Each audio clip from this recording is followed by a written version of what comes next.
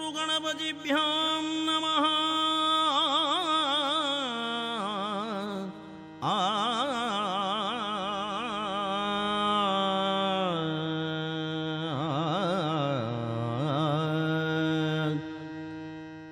ಗಜಮುಖನ ನಿನ್ನ ಪಾದವ ನೆನೆವೆ, ನಿಜವಾಗಿ ಕರುಣಿಸು ವರಗಳ ಪ್ರಭುವೇ.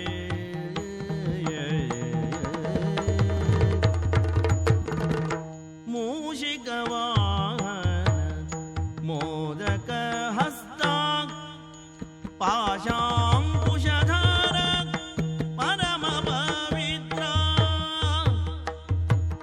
ದೇವ ದೇವರ ದೇವ ದೇವನಲ್ಲವೋ, ಓ ದೇವ ದೇವರ ದೇವನಲ್ಲವೋ.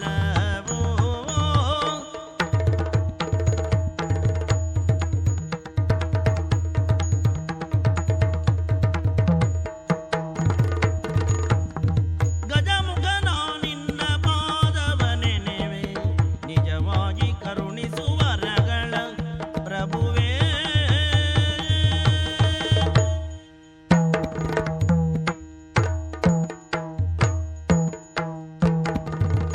ಅದುಳ ಬಲ ಓಲಾಗದೆ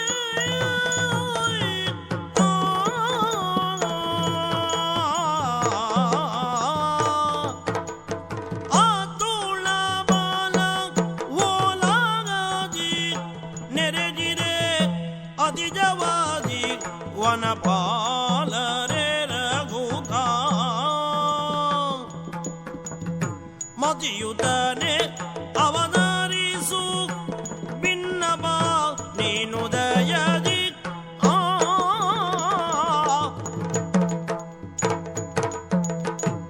ಆಸ್ಥಾನವನ್ನು ಪ್ರವೇಶ ಮಾಡಿದ್ದೇ ತಡ. ವಂದಿಗಳ ಜಯಘೋಷ ಕಿವಿಯನ್ನು ಸೇರಿದೆ, ಮುಗಿಲನ್ನು ಮುಟ್ಟಿದೆ. ತುಂಬಿದ ಸಭೆಯಲ್ಲಿ ಸಾಮಂತರು ಕಪ್ಪೊಪ್ಪಿಸಿ ಶ್ರದ್ಧೆಯಿಂದ ನಿಂತಿದ್ದಾರೆ. ವಂದಿಗಳ ಹೊಗಳಿಕೆ, ಸಾಮಂತರ ಕಪ್ಪೊಪ್ಪಿಸುವಿಕೆ, ಪ್ರಜೆಗಳೆಲ್ಲ ಸೇರಿದಂತಹ ಸಭೆಯಲ್ಲಿ ಎಲ್ಲ ಕಡೆಗಳಲ್ಲೂ ಮಂಗಳದ ವಾತಾವರಣವೇ ಇದೆ. ಮನಸ್ಸಿಗೆ ಸಮಾಧಾನವಾಗಿದೆ.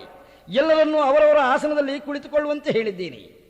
ನಮ್ಮಪ್ಪರಾದ ನಹುಷ ಚಕ್ರವರ್ತಿಗಳು ಸ್ವರ್ಗವನ್ನು ಸೇರಿದ ಮೇಲೆ, ಈ ರಾಜ್ಯಾಧಿಕಾರವನ್ನು ನನಗೆ ಆಶೀರ್ವಾದ ಪೂರ್ವಕ ಬಿಟ್ಟುಕೊಟ್ಟ ಮೇಲೆ ಇಷ್ಟು ದಿನಗಳು ಇಂಥದ್ದೇ ವೈಭವವನ್ನು ಕಂಡಿದ್ದೇನೆ ನಾನು. ಪ್ರಜೆಗಳ ಕ್ಷೇಮಕ್ಕಿಂತ ನಿನ್ನ ಕ್ಷೇಮ ಮುಖ್ಯ ಆಗಬಾರದು ಮಗನೇ, ಈ ಮಾತನ್ನು ನಮ್ಮಪ್ಪ ಹೇಳಿದರು. ಅವರ ಆಡಳಿತ ಕಾಲದಲ್ಲಿ ಹಾಗೆ ಆಚರಿಸಿಯೂ ತೋರಿಸಿದ್ದಾರೆ. ಆದ್ದರಿಂದಲೇ ಇಂದು ವಿಶೇಷವೇನು ಎಂದು ಕೇಳುವುದಕ್ಕೆ ಮಂತ್ರಿಯ ಮುಖ ನೋಡುತ್ತೇನೆ. ಅವನ ಸನ್ನೆ ಅರಿತು ವನಪಾಲಕರು ನನ್ನೆದುರಿಗೆ ಬಂದಿದ್ದಾರೆ. ಏನು ಬಂದಿರಿ, ಏನು ಸುದ್ದಿ ತಂದಿರಿ ಎಂದು ಕೇಳಿದರೆ, ದುಷ್ಟ ಮೃಗಗಳ ಹಾವಳಿ ಅಧಿಕವಾಗಿದೆ, ನಿನ್ನ ರಾಜ್ಯದಲ್ಲಿ ಕ್ಷೇಮ ಇದೆ, ವನವಾಸಿಗಳಾದಂತಹ ನಮಗೆ ಕ್ಷೇಮಕ್ಕೆ ಕಷ್ಟವಾಗಿದೆ ಎಂದು ಹೇಳುತ್ತಾ ಇದ್ದಾರೆ. ಹೌದದು. ಆಗೊಮ್ಮೆ ಈಗೊಮ್ಮೆ ನಾವು ಬೇಟೆಗಾಗಿ ಹೋದಾಗ ದುಷ್ಟ ಮೃಗಗಳು ದೂರದ ಕಾಡಿಗೆ ಓಡಿ ಹೋಗಿ ಎಲ್ಲ ಕಡೆಗಳಲ್ಲೂ ಶಾಂತಿಯ ವಾತಾವರಣ ನಿರ್ಮಾಣ ಆಗುವುದಕ್ಕೆ ಸಾಧ್ಯವಿರ್ತಿತ್ತು. ರಾಜಕಾರಣದ ಬಾಹುಳ್ಯದಿಂದ ಮಧ್ಯೆ ಬೇಟೆಯ ಕಡೆಗೆ ಗಮನ ಹರಿಸುವುದಾಗಲಿಲ್ಲ. ಅದರ ಪರಿಣಾಮವೇ ಇರಬೇಕು. ದುಷ್ಟ ಮೃಗಗಳು ಹೆಚ್ಚಿ ನಮ್ಮವರಿಗೆ ಕಷ್ಟವನ್ನುಂಟು ಮಾಡುವುದಕ್ಕೆ ಸಿದ್ಧವಾಗಿದ್ದಾವೆ. ತಡ ಮಾಡುವುದಲ್ಲ. ಮಂತ್ರಿ, ವನಪಾಲಕರಿಗೆ ಆಶ್ವಾಸನೆಯನ್ನು ಕೊಡು. ಹಾಗೆ ನಮ್ಮ ಬೇಟೆಯ ಪಡೆಯನ್ನು ಸಿದ್ಧಗೊಳಿಸು. ನಾನೇ ಬೇಟೆಗಾಗಿ ನಡೆಯುತ್ತೇನೆ. ಸರ್ವ ವ್ಯವಸ್ಥೆಯಿಂದ ಎಲ್ಲಕ್ಕಿಂತ ಮೊದಲು ಬೇಟೆಯಾಡುವ ಕರ್ತವ್ಯ ನಿರ್ವಹಿಸಬೇಕಾಗಿದೆ. ಹೊರಡೋಣ ಆ ಕಡೆಗೆ.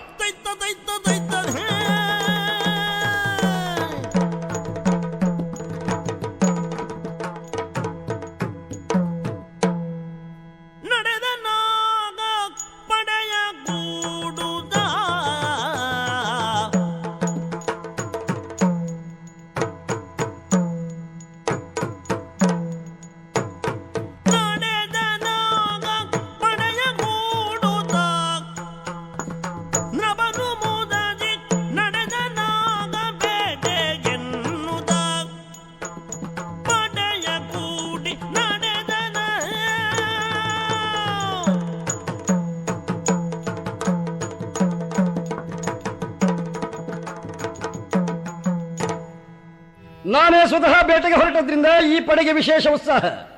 ಎಲ್ಲ ಕಡೆಗಳಲ್ಲೂ ಬೊಬ್ಬಿಡ್ತಾ ಮೃಗಗಳನ್ನು ಹೊಡೆದು ಎಬ್ಬಿಸುತ್ತಾ ಮುಂದುವರೆದಿದ್ದೇವೆ. ದುಷ್ಟ ಮೃಗಗಳನ್ನು ಅನೇಕ ತಕ್ಕ ರೀತಿಯಲ್ಲಿ ಬಾಣ ಪ್ರಯೋಗವನ್ನು ಮಾಡಿ ಮಲಗಿಸಿಬಿಟ್ಟಿದ್ದೇವೆ. ನಮ್ಮವರು ನನ್ನ ಎಸುಗೆಯನ್ನು ಕಂಡು ತಾವು ಅಷ್ಟೋ ಇಷ್ಟೋ ಸೇವೆಯನ್ನು ಸಲ್ಲಿಸಬೇಕು ಈ ಕಾರ್ಯದಲ್ಲಿ ಅಂತ ಮುಂದಾದರೆ ಅದರ ಪರಿಣಾಮವೇ ಇರಬೇಕು. ಎಲ್ಲ ಕಡೆಗಳಲ್ಲೂ ಸಹ ಮೃಗಗಳು ಓಡಿ ಹೋದಂತಹ ಸುಸ್ಥಿತಿ ಉಂಟಾಗಿದೆ. ಸಂತೋಷ.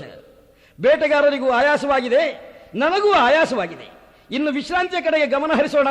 ಯಾರಲ್ಲಿ ಬೇಡರ ಮುಖ್ಯಸ್ಥ, ನಿಮ್ಮವರೆಲ್ಲ ಸರಿಯಾಗಿ ಎಲ್ಲಾದರೂ ಒಂದು ಪ್ರಶಸ್ತವಾದಂತಹ ಸ್ಥಳವನ್ನು ಆರಿಸಿಕೊಂಡು ವಿಶ್ರಾಂತಿಗಾಗಿ ವ್ಯವಸ್ಥೆ ಮಾಡಲಿ. ನನಗಾಗಿ ಒಂದು ಡೇರೆಯನ್ನು ಹಾಕುವಂತೆ ಸೂಚನೆ ಕೊಟ್ಟಿದ್ದೇನೆ. ನಾನು ಆ ಕಡೆಗಾಗಿ ನಡೆಯುತ್ತೇನೆ. ಅಯ್ಯೋ, ನನ್ನನ್ನು ಯಾರಾದರೂ ಕಾಪಾಡಿರಿ, ಕಾಪಾಡಿರಿ. ಏನಿದು ಆಶ್ಚರ್ಯ? ಏನಿದಿ ಘೋರ ಕಾಂತಾರದೊಳಲುವ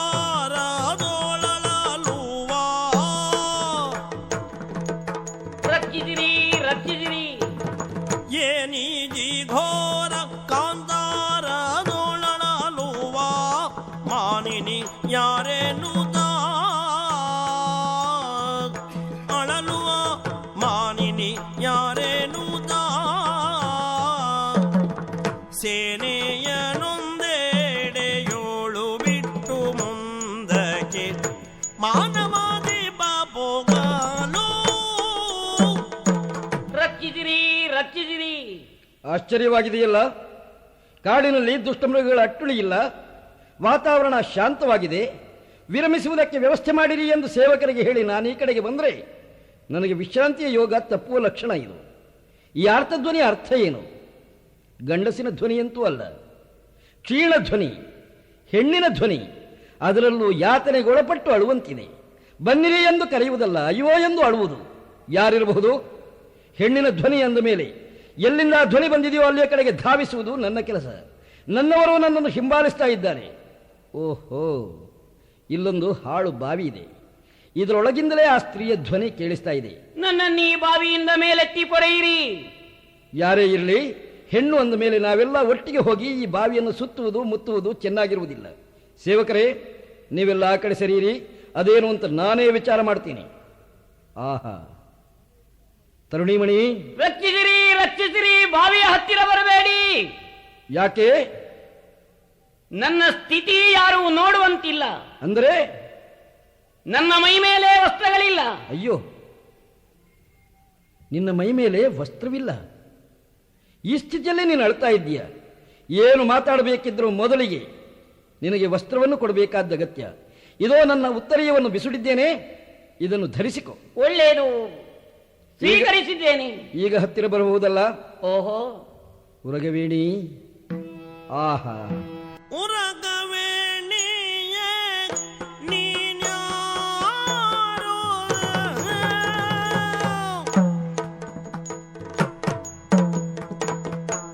ಉರಗವೇಣಿಯೇ ನೀನ್ಯಾರೋ ಗಂಧರ್ವಳೋ ಸುರಳೋ ಕಿನ್ನರಳೋ ಪೇಳು ನೀನ್ಯಾರು ಗಂಧರ್ವಳೋ ಸುರಳೋ ಕಿನ್ನರಳೋ ಪೇಳು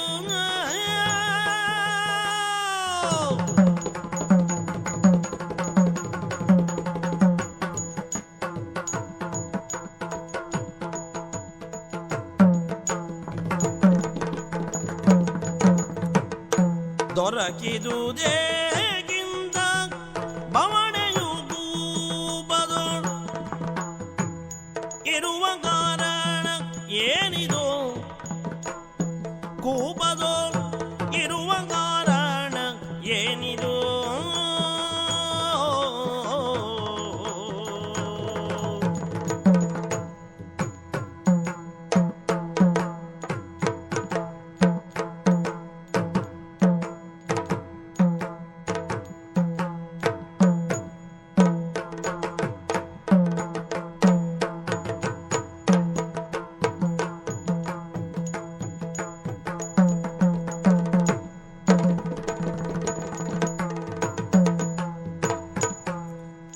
ದೊರಕಿದುದೇಗಿಂದ ಬವಣೆಯು ಗೂಬದು ಇರುವ ಕಾರಣ ಏನಿದು ಸುಂದರಾಂಗಿ, ಓ, ಬಾವಿಯ ಸಮೀಪಕ್ಕೆ ಬಂದು ನಿನ್ನನ್ನು ನೋಡ್ತಾ ಇದ್ರೆ ನನಗೆ ಆಶ್ಚರ್ಯವಾಗ್ತಾ ಇದೆ. ನೀನೆಂಥ ರೂಪವತಿ ಇದ್ದಿ. ಇಂಥ ಸೌಂದರ್ಯ ನಮ್ಮ ಕಲ್ಪನೆಗೆ ಮೀರಿದ್ದು. ಈ ಭೂಮಿಯಲ್ಲಿ ನಾನೇನು ಕಡಿಮೆ ಹೆಣ್ಣುಗಳನ್ನು ಕಂಡಿಲ್ಲ. ನಿಜ ಹೇಳ್ತೇನೆ, ನಿನ್ನಂಥ ರೂಪವತಿಯನ್ನು ಕಂಡ ನೆನಪೂ ಸಹ ನನಗಿಲ್ಲ. ಕವಿಗಳು ವರ್ಣಿಸುವ ಸ್ತ್ರೀ ರೂಪ ಏನು ಅದನ್ನು ಪ್ರತ್ಯಕ್ಷ ಕಂಡಂತೆ ಆಗ್ತಾ ಇದೆ ನನಗೆ. ಯಾರು ನೀನು? ದೇವಕನ್ನಿಕೆಯೇ? ಉರಗ ಕನ್ನಿಕೆಯೇ?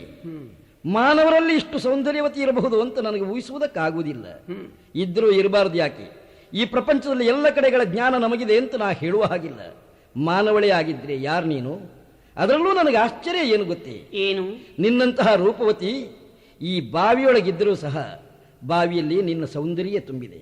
ನಿನ್ನ ತನುಕಾಂತಿ ಆಶ್ಚರ್ಯಕರವಾಗಿ ಕಾಣಿಸ್ತಾ ಇದೆ. ಈ ರೀತಿ ಕೋಮಲೆಯಾಗಿ ಬೆಳೆದಂತಹ ನೀನು ಬಾವಿಯನ್ನು ಹೇಗೆ ಸೇರಿದೆ? ಇಲ್ಲಿ ನಿನಗೇನು ಕೆಲಸ?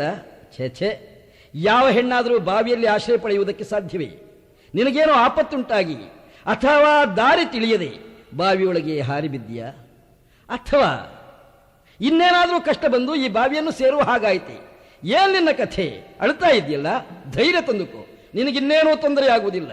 ಯಾರು ನಿನ್ನನ್ನು ಬಾವಿಗೆ ತಳ್ಳಿದವರು? ಯಾರೇನು ಮಾಡಿದರು? ಅಯ್ಯ, ಮೇಲೆಯಿಂದಲೇ ನನಗೆ ಆಶ್ವಾಸನೆಯನ್ನು ಕೊಡುತ್ತಿರುವೆಯಲ್ಲ. ಹೌದು. ಓ ಪುಣ್ಯಾತ್ಮ, ಸ್ಮರಕೋಟಿ ಲಾವಣ್ಯ ಸದ್ಗುಣ ನಿಧಿ ನೀನು.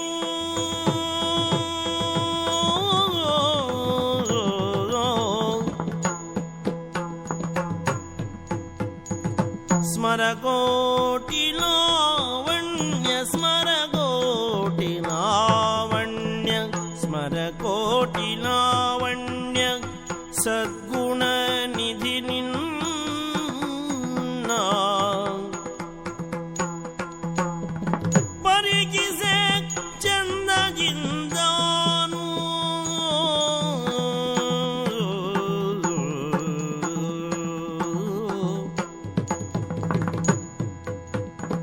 ಕರಪಿಡಿದೆತ್ತಿ ಮೇಲಕ್ಕೆ ಬಿಡೆ ನೀನು.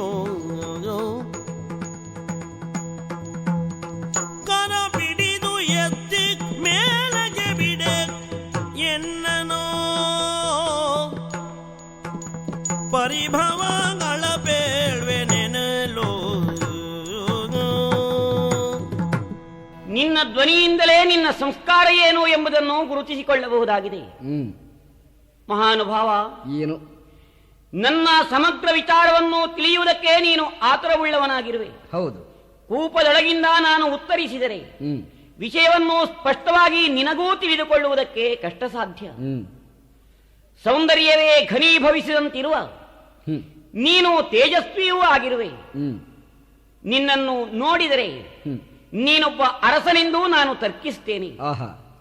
ಅರಸನಾಗಿರುವ ನೀನು ನನ್ನ ವೃತ್ತಾಂತವನ್ನು ಸರಿಯಾಗಿ ತಿಳಿಯಬೇಕಾಗಿದ್ದರೆ ನನ್ನನ್ನೀ ಬಾವಿಯಿಂದ ಕೈ ಹಿಡಿದು ಮೇಲಕ್ಕೆತ್ತಬೇಕು.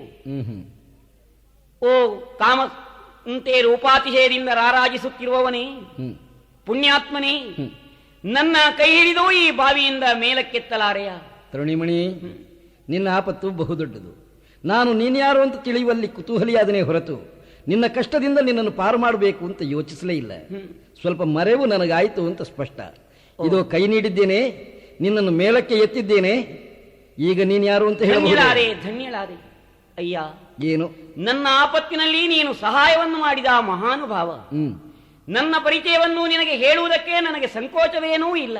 ಮತ್ತೆ ಆದರೆ ಕರುಣಾನಿಧಿಯಾದ ನೀನು ನಿನ್ನ ಪರಿಚಯವನ್ನು ಹೇಳಿದೆ ಎಂದಾದರೆ ನನ್ನ ವೃತ್ತಾಂತವನ್ನು ನಾನು ಹೇಳಬಹುದಾಗುತ್ತದೆ. ನೀನಾರೆಂದು ತಿಳಿಸುವೆಯಾ? ಸರಿಯಾದ ಮಾತು. ನಾನ್ಯಾರು ಅಂತ ತಿಳಿಯದೇ ಇದ್ರೆ ನಿನ್ನ ಪರಿಚಯ ಹೇಳುವುದು ಸರಿಯಾಗುವುದಿಲ್ಲ. ಹೆಣ್ಣಾದಂತಹ ನಿನಗೆ ಈ ಸಮಯ ಪ್ರಜ್ಞೆ ಇದೆ, ನನಗೀಗ ಆ ಪ್ರಜ್ಞೆ ಬಂದಿದೆ. ನಾನ್ಯಾರು ಗೊತ್ತೇ? ಯಾರು? ಶಶಿ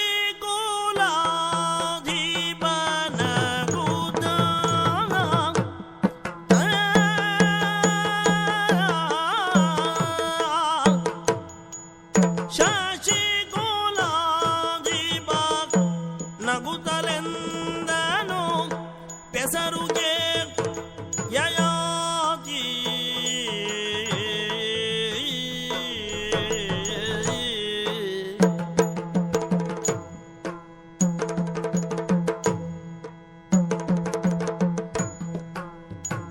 ತ್ರಿಭುವನ ಪಸರಿಸಿದೆ ಮಮ ಕೀರ್ತಿ,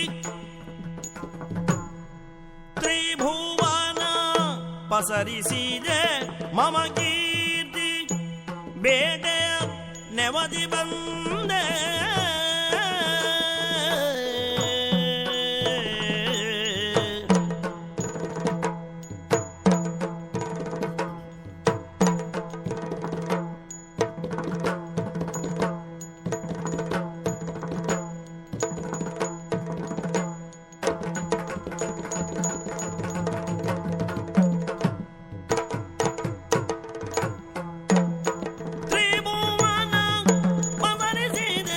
ಮಮ ಕೀರ್ತಿ ಬೇಟೆ ನೆವದಿ ಬಂದೆ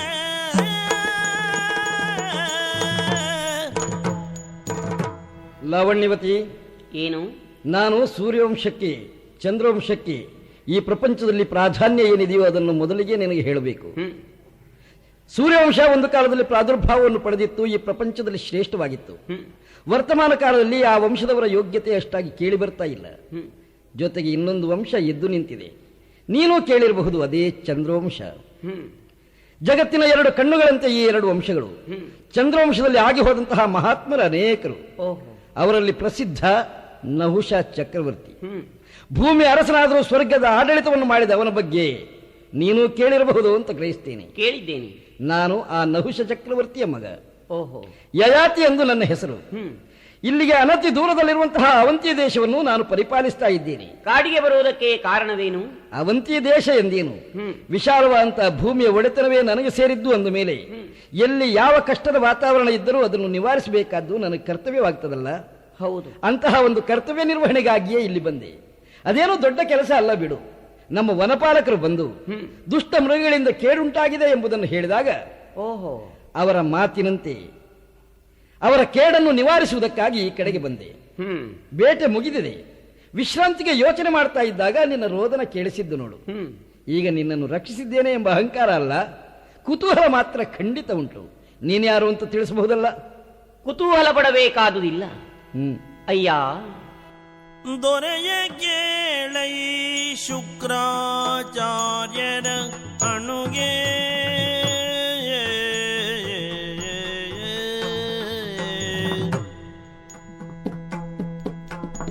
ದೊರೆಯ ಕೇಳೈ ಶುಕ್ರಾಚಾರ್ಯನ ಅಣುಗೆ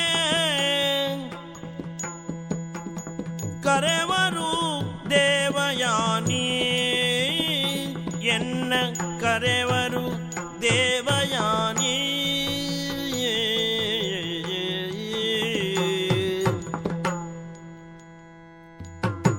ಪರಿ ಪರಿ ಕಷ್ಟಗಳೊದಗಿರೆ ನಾಚಿಕೆ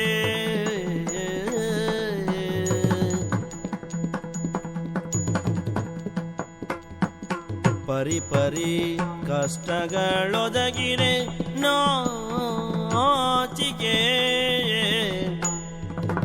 ಒರೆಯುವುದೆಂದೆನ್ನ ಪರಿಯೋ. ದೊರೆಯೇ, ಸುಂದರಿ, ಅವಂತಿಯ ಅರಸಾಗಿರುವ ನೀನು ಬೇಟೆಗಾಗಿ ಈ ಕಾಡಿಗೆ ಬಂದುದರಿಂದಲೇ ನನ್ನ ಸಂಕಟ ಪಾರಾಯಿತು. ಶುಕ್ರಾಚಾರ್ಯರ ಕುಮಾರಿ ನಾನು. ನನ್ನನ್ನು ದೇವಯಾನಿ ಎಂಬ ಹೆಸರಿನಿಂದಲೇ ಎಲ್ಲರೂ ಕರೆಯುತ್ತಿದ್ದಾರೆ. ಆಚಾರ್ಯ ಶುಕ್ರರ ಮಗಳೇ ನೀನು. ಅಸುರ ಕುಲವನ್ನೇ ಉದ್ಧರಿಸಿದ ಆ ಪುಣ್ಯಾತ್ಮನ ಮಗಳಾಗುವ ಭಾಗ್ಯ ನನ್ನ ಪಾಲಿಗೆ ಬಂತು. ಪುಣ್ಯಾಶ್ರಮದಲ್ಲಿ ಸುಖವಾಗಿದ್ದೆ. ನಮ್ಮಪ್ಪನ ಆಪ್ತ ಶಿಷ್ಯನಾದ ವೃಷಪರ್ವನ ಕುಮಾರಿ ಶರ್ಮಿಷ್ಠೆಯೊಂದಿಗೆ ಈ ಪ್ರದೇಶಕ್ಕೆ ಜಲಕೇಳಿಗಾಗಿ ನಾನು ಬಂದವಳು. ಕೆರಳಿದಂತಹ ಆ ಶರ್ಮಿಷ್ಠೆ ನನ್ನನ್ನೀ ಹಾಳು ಕೂಪದಲ್ಲಿ ದೂಡಿ ಹೋದಳು. ರಕ್ಷಕರಾರು ಇಲ್ಲವಾದ್ದರಿಂದಲೇ ನಾನು ದುಃಖಿಯಾಗಿದ್ದೆ. ಪುಣ್ಯಾತ್ಮನಾದ ನಿನ್ನ ಆಗಮನವಾದ್ದರಿಂದ ನಾನೀಗ ರಕ್ಷಿಸಲ್ಪಟ್ಟಿದ್ದೇನೆ. ಕೆರಳಿದಂತಹ ಆ ಶರ್ಮಿಷ್ಠೆಯ ಕೆಡುಕು ಏನಿತ್ತೋ ಅದೆಲ್ಲ ಈಗ ಪರಿಹಾರವಾಗಿದೆ. ನಿನ್ನನ್ನು ಕಂಡು ನಾನೂ ಧನ್ಯಳಾದೆ. ದೇವಯಾನಿ, ಏನು? ಆಚಾರ್ಯ ಶುಕ್ರರ ಮಗಳಿಗೆ ಈ ಅವಸ್ಥೆ? ಒಬ್ಬ ಸಾಮಾನ್ಯ ರಾಕ್ಷಸನ ಮಗಳು ಇಂಥ ದುರವಸ್ಥೆ ತಂದಿಟ್ಟಳೆ. ಹೌದು. ಹರಹರ, ಎಷ್ಟು ವಿಚಿತ್ರವಾಗಿದೆ ಈ ಸುದ್ದಿ. ರಾಜೇಂದ್ರ, ಏನು? ನನ್ನ ಕಷ್ಟವನ್ನು ಪಾರುಗಾಣಿಸಿದಾತ ನೀನು. ನಿಜ. ನನ್ನನ್ನು ಆಶ್ರಮದ ಬಳಿಗೆ ನೀನು ಕರೆದೊಯ್ದು ಬಿಡಲೂಬಹುದು. ಖಂಡಿತ ಆ ಕೆಲಸ ಮಾಡಬಲ್ಲೆ ನಾನು. ಆದರೆ ನನ್ನ ವಿಜ್ಞಾಪನೆಯನ್ನು ನೀನು ಅವತರಿಸಬೇಕು. ನೀನು ನಿನ್ನ ಮನೆಗೆ ಹೋಗಬೇಕು. ನಿಮ್ಮಪ್ಪ ನಿನ್ನ ದಾರಿ ನೋಡ್ತಾ ಇರಬಹುದು. ನನ್ನ ತಂದೆಯವರು ನನ್ನ ಮಾರ್ಗ ಪ್ರತೀಕ್ಷೆಯಲ್ಲಿ ಇರಬಹುದಾದರೂ ನಾನು ಹೋಗಬಲ್ಲೆ. ನಾನು ಕರೆದುಕೊಂಡು ಹೋಗಿ ಬಿಡಲೂ ಬಲ್ಲೆ. ಆ ಅಗತ್ಯವೇನೂ ನನಗಿಲ್ಲ. ಆಶ್ರಮ ಸಮೀಪ ಇದೆ. ಆದರೆ ನನ್ನ ರಕ್ಷಕ ನೀನು. ನಿನ್ನಲ್ಲಿ ನನ್ನ ಅಂತಃಕರಣವನ್ನೂ ನಾನು ಹೇಳಿಕೊಳ್ಳಲೇ. ನನಗರ್ಥವಾಗಲಿಲ್ಲ ನೀನು ಏನು ಹೇಳ್ತೀನಿ ಅಂತ. ಕೇಳಬೇಕು. ಅಯ್ಯ, ಶರ್ಮಿಷ್ಠೆಯಿಂದ ದುಃಖಿನಿಯಾದಂತಹ ನನ್ನನ್ನು ನೀನು ರಕ್ಷಿಸಿದ ಕಾರಣ ನಿನ್ನನ್ನಲ್ಲದೆ ಮತ್ತಾರನ್ನೂ ನಾನು ಕೈ ಹಿಡಿಯುವ ಹಾಗಿಲ್ಲ. ನನ್ನ ಕೈ ಹಿಡಿದು ನನ್ನನ್ನು ನೀನು ಉದ್ಧರಿಸಬೇಕು, ನನ್ನನ್ನು ನೀನು ವಿವಾಹವಾಗಬೇಕು. ಗುರುಕುಮಾರಿ, ಏನು? ಹರ ಹರ ಭೂಸೂರ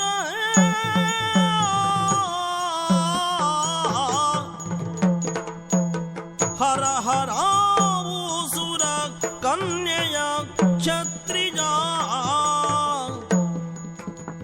ಒರಿಸೆ ನರಕ ಪಥನ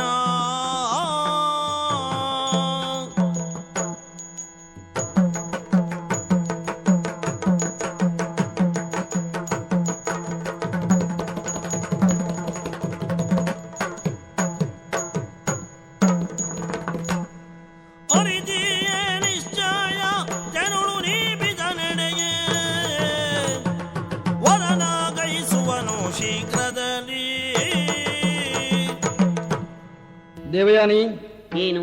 ನಿನ್ನ ಶುದ್ಧ ಹೃದಯವನ್ನು ನಾನು ಒಪ್ಪಿಕೊಳ್ತೀನಿ. ನಿನ್ನ ಮನಸ್ಸಿನಲ್ಲಿ ಏನು ಬಂದಿದೆಯೋ ಅದನ್ನು ಹಾಗೇ ಹೇಳಿಬಿಟ್ಟೆ ನೀನು. ಹೌದು. ನಿನಗೆ ಹೇಳುವುದಕ್ಕೆ ಸುಲಭ, ನನಗೆ ಒಪ್ಪಿ ಅನುಸರಿಸುವುದಕ್ಕೆ ಎಷ್ಟು ಕಷ್ಟ ಯೋಚಿಸ್ತೀಯ. ಯಾಕೆ?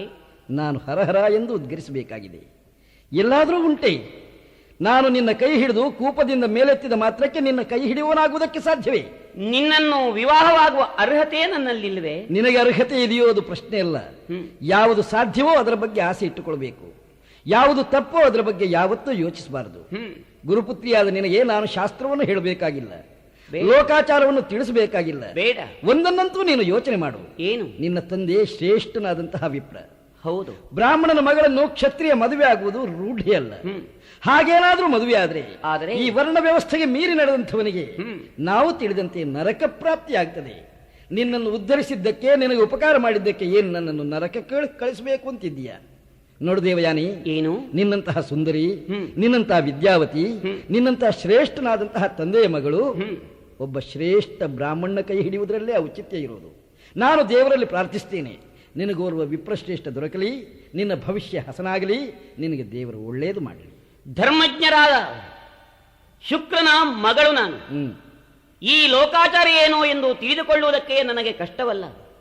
ಆದರೆ ಧಾರ್ಮಿಕ ಪ್ರಜ್ಞೆಯುಳ್ಳ ನೀನು ಯೋಚಿಸಬೇಡವೆ? ಏನೆಂದು? ಯಾರೋ ಹಿಡಿಯದಿದ್ದ ನನ್ನ ಕೈಗಳನ್ನು ನೀನು ಹಿಡಿದಿರುವೆ. ನನ್ನ ಮಾನ ಮುಚ್ಚುವುದಕ್ಕೆ ವಸ್ತ್ರವನ್ನೂ ನೀನು ಕೊಟ್ಟಿರುವೆ.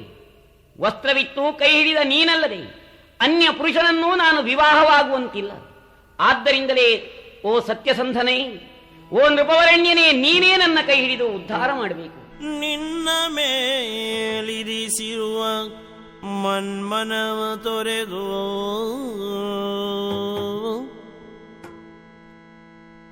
ನಿನ್ನ ಮೇಲಿರಿಸಿರುವ ಮನ್ಮನವ ತೊರೆದು ಅನ್ಯ ಪುರುಷನೌ ಪರಿಗ್ರಹಿಸೇ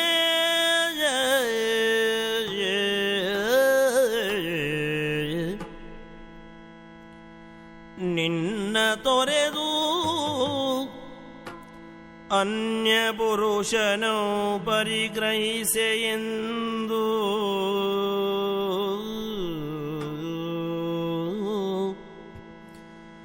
ಶುಕ್ರ ನಿನಗೊರೆದರೆ ವರಿಬೆಯ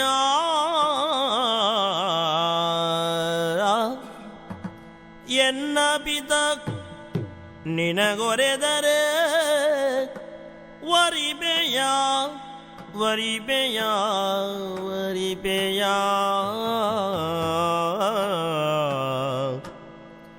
ಪೇಳು ಪೇಳು ನಿನ್ನ ಮನದಿರವನಿ ಪೇಳು ಪೇಳು ಪೇಳೆನೆ ದೇವಯಾನಿ ನಾಚುತ ಉಸುರ್ದಳು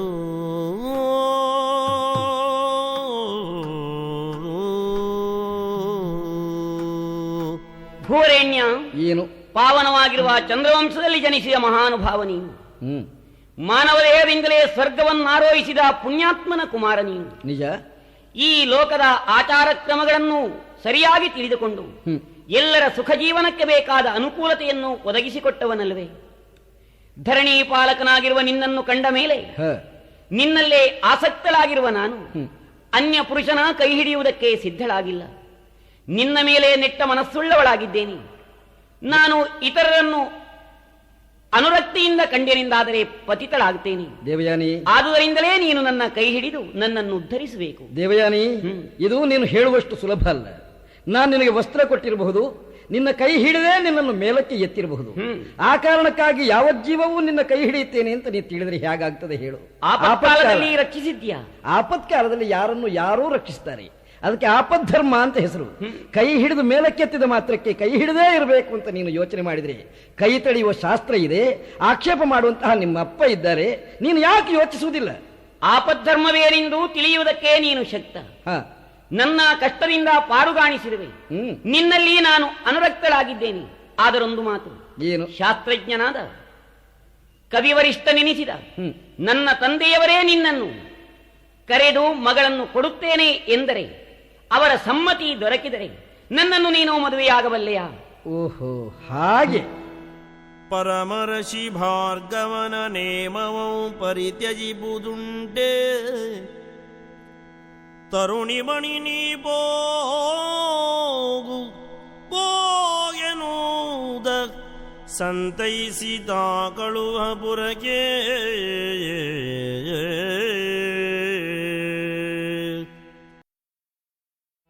ಗುರುಪುತ್ರಿ, ಏನು? ಈ ನಿನ್ನ ಮಾತುಗಳಿಗೆ ಉತ್ತರ ಕೊಡಬೇಕಾದ್ರೆ ನಾನು ಸ್ವಲ್ಪ ಯೋಚಿಸಬೇಕಾಯಿತು. ಯಾಕೆ? ನೀನು ನನ್ನನ್ನು ಮಾತಿನಲ್ಲಿ ಸಿಕ್ಕಿಸಿದ ಹಾಗುಂಟು. ನಿಮ್ಮಪ್ಪ ಜ್ಞಾನವೇತ್ತರು, ಹೌದು, ಶಾಸ್ತ್ರವೇತ್ತರು. ಆ ಮಹಾನುಭಾವರಾದಂತಹ ಶುಕ್ಲನಿಗೆ ನನ್ನ ಮತ್ತು ನಿನ್ನ ಮದುವೆ ಸಮ್ಮತವೆಂದು ಕಂಡರೆ, ಮದುವೆಯಾಗು ನನ್ನ ಮಗಳನ್ನು ಅಂತ ಆಜ್ಞೆ ಮಾಡಿದರೆ ನಾನು ಧಿಕ್ಕರಿಸಿಯೇನೆ. ಆ ದಾರ್ಷ್ಟ್ಯ ನನಗೆ ಖಂಡಿತ ಇಲ್ಲ. ಶುಕ್ರಾಚಾರ್ಯರ ಆಜ್ಞೆಯನ್ನು ಪಾಲಿಸುವ ನಿನಗೆ ನನ್ನನ್ನು ವಿವಾಹವಾಗುವ ಮನಸ್ಸುಂಟೆ? ನೀನಂತೂ ನನ್ನನ್ನು ಮೆಚ್ಚಿದ್ದೀಯ. ಹೌದು, ನಿಜ ಹೇಳ್ತೀನಿ. ನಿನ್ನಂತಹ ಸುಂದರಿಯಾದ ಹೆಣ್ಣು ಪತ್ನಿಯಾಗಿ ಬರಬೇಕಾದ್ರೆ ಪುರುಷನಾದವನಿಗೊಂದು ಅದೃಷ್ಟ ಬೇಕು. ಆ ಭಾಗ್ಯ ನನ್ನದಾಗ್ತದೆ ಅಂದ್ರೆ ನನ್ನ ಆಕ್ಷೇಪ ಅಲ್ಲ. ನಾನು ಹೇಳಿದಂತಹ ಶಾಸ್ತ್ರದ ಅಡೆತಡೆಗಳೇನುಂಟು ಅದು ತಡೆಗಳೇ ಅಲ್ಲ. ಅದಕ್ಕೆ ಚಿಂತಿಸಬೇಕಾದ್ದೇ ಇಲ್ಲ ಅಂತ ನಿಮ್ಮಪ್ಪ ಹೇಳಿದ್ರೆ, ನನ್ನ ಮಗಳನ್ನು ನೀನು ಮದುವೆಯಾಗತಕ್ಕದ್ದು ಅಂತ ಆಜ್ಞೆ ಮಾಡಿದ್ರೆ, ಅವರ ಅಪ್ಪಣೆಯನ್ನು ತಲೆಯಲ್ಲಿ ಹೊತ್ತು ನಡೆಸುವನು ನಾನು. ಅದಕ್ಕೆ ಎರಡು ಮಾತಿಲ್ಲ. ಶಾಸ್ತ್ರಜ್ಞನಾದ ನಮ್ಮಪ್ಪನ ಮಾತು ಸಮ್ಮತಿ ತಾನೆ? ಅವರು ಹೇಳಿದ್ರೆ ಸಮ್ಮತಿ, ನೀನು ಹೇಳಿದ್ರಲ್ಲ. ಆಗಲಿ ಆಗಲಿ, ಸರಿ, ನಾನು ಹೊರಡ್ಲೆ. ಒಳ್ಳೆಯದು. ನಾನು ನಿನ್ನ ಜೊತೆಯಲ್ಲಿ ರಕ್ಷಣೆಗೆ ಬರಬೇಕಾಗಿಲ್ವಲ್ಲ? ಇಲ್ಲ, ನೀನು ಹೋಗಬಲ್ಲೆ ಅಲ್ಲ ನಿನ್ನ ಆಶ್ರಮಕ್ಕೆ? ಸರಿ, ನಾನಂತೂ ಆಶ್ರಮಕ್ಕೆ ಹೋಗುವ ಹಾಗಿಲ್ಲ. ಇಲ್ಲೇ ನನ್ನ ಹೃದಯದಲ್ಲಿ ಶರ್ಮಿಷ್ಠೆಯ ಪರವಾಗಿ ಇರುವಂತಹ ದ್ವೇಷವನ್ನು ಉಳಿಸಿಕೊಂಡು ಮರಳಡಿಯಲ್ಲಿ ಹಾಗೆಯೇ ಮಲಗಿರ್ತೇನೆ. ಮಗಳ ಮೇಲಿನ ವಾತ್ಸಲ್ಯದಿಂದ ತಂದೆ ಬಂದೇ ಬರ್ತಾರೆ. ಎತ್ತ ಬೋದಳಗುವರಿ ಮತ್ತ ಗಜಗಮನೆದ ಎತ್ತ ಬೋದಳಗುವರಿ ಮತ್ತ ಗಜಗಮನೆದ ಜನಕೇಲಿ ಗೈತಿ ಹೇಳುದಾನೋ.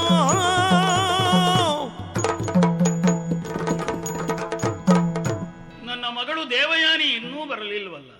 ಕಾದು ಕಾದು ಸಾಕಾಯ್ತು. ನನ್ನ ಸರ್ವಸ್ವವೂ ಅವಳೇ ಅಂತ ಈವರೆಗೆ ನಾನು ತಿಳ್ಕೊಂಡು ಬಂದಿದ್ದೇನೆ. ಅವಳು ಹಾಗೆ ಯಾವ್ಯಾವ ಕಾಲಕ್ಕೆ ತನ್ನ ತಂದೆಗೆ ಏನೇನು ಸೇವೆ ನಡೆಯಬೇಕು ಅಂತ ತಿಳಿದವಳು ಇಷ್ಟು ಹೊತ್ತಾದರೂ ಬರಲಿಲ್ಲ. ಎಲ್ಲಿ ಹೋದಳು? ಏನಾದಳು? ಏನೇ ಆಗಲಿ ನಾನೇ ಹುಡುಕುತ್ತೇನಂತೆ. ಬಹಳ ದೂರ ಹೋಗಲಿಲ್ಲ.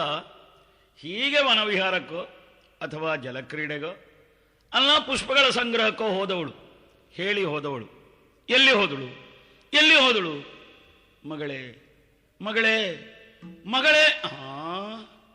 ಏನಿದು? ಮರದ ಬುಡದಲ್ಲಿ ಒಬ್ಬಳೇ ಮಲಗಿಬಿಟ್ಟಿದ್ದಾಳೆ. ಕುಮಾರಿ, ಅಪ್ಪ. ಕುಮಾರಿ, ಅಪ್ಪ. ಯಾಕಾಗಿ ಮಗಳೇ ಹೀಗೆ? ನನ್ನ ಆಸೆ ನಿಮಗೆ ಬೇಡವಪ್ಪ. ಅದೇನು? ನೀವೊಬ್ಬರೇ ಮನೆಗೆ ಹೋಗಿರಿ, ನಾನಂತೂ ಮನೆಗೆ ಬರುವುದಿಲ್ಲ. ನಾನಿಲ್ಲಿಯೇ ಸಾಯ್ತೇನೆ. ಮಗಳೇ, ಹಾಗೆಂದರೆ ಏನು? ಏನೀ ವಿರೋಧ? ಯಾರಲ್ಲಿ ವಿರೋಧ? ಪೇಳು ಎನ್ನ ಬರಾದವೇನು ದಯದಿಂದ, ಪೇಳು ಎನ್ನ ಅಪರಾಧವೇನು ದಯದಿಂದ ಬಾಲಕಿಯ ಬೇಳಮ್ಮ ಒಪ್ಪಿಕೊಳ್ಳುವೆನು.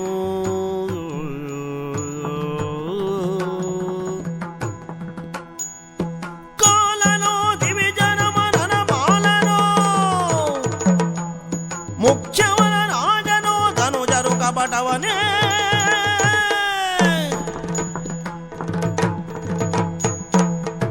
ಮಗಳೇ. ಅಪ್ಪ, ನಿನ್ನ ಮನಸ್ಸನ್ನು ಯಾರೋ ಚುಚ್ಚಿದ್ದಾರೆ. ನಿನಗೊಂತರದ ವಿರಕ್ತಿಯೇ ಹುಟ್ಟಿಯದೆ. ಹೌದು ಮಗಳೇ. ಹಾಗಾದ್ರೆ ನಿನಗೆ ನೋವನ್ನುಂಟು ಮಾಡಿದ ಅಪರಾಧಿ ಯಾರು?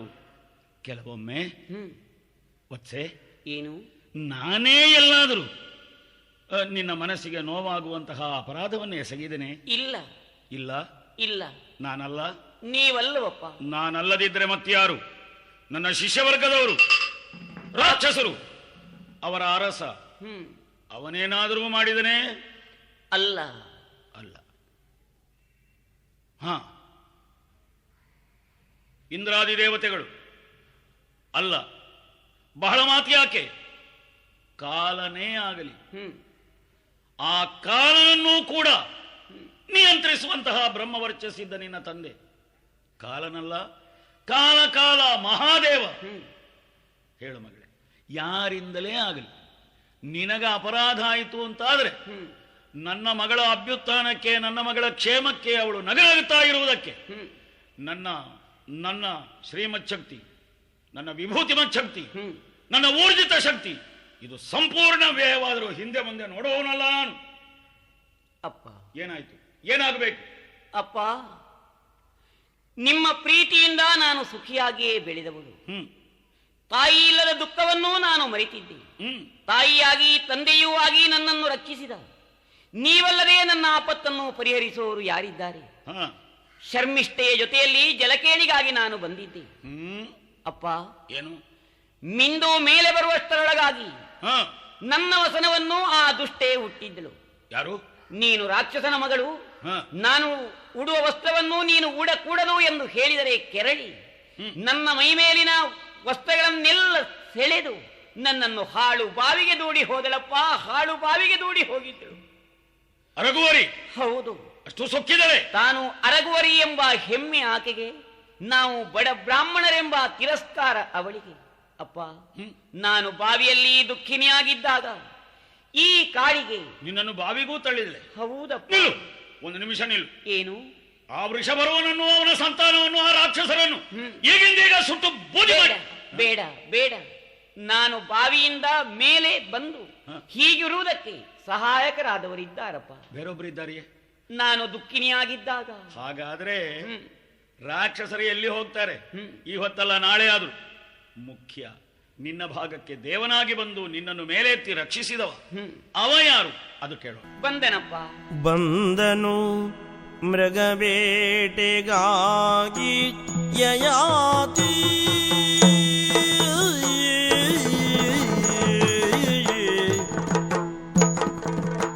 ಬಂದನು ಮೃಗಬೇಟೆಗಾಗಿ ಯಯಾತಿಯು ಕೋಪದಿಂದೆನ್ನ ನೆಗಹಿ,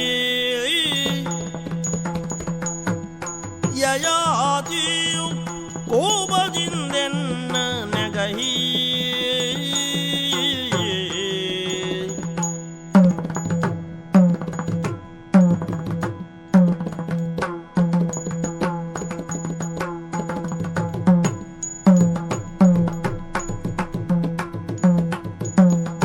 ಚಂದದಿ ಮೊರೆದಿಯ ಭೂಮಗೆ ಪರಿಣಯದಿ,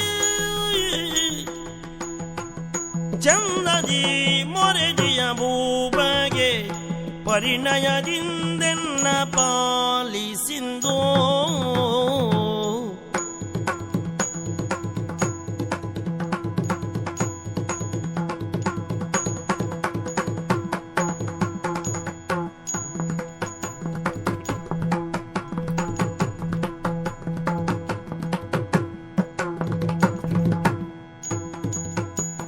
ಚಂದದಿ ಪೊರೆದಿಯ ಭೂಬಗೆ ಪರಿಣಯದಿಂದೆನ್ನ ಪಾಲಿಸಿಂದು.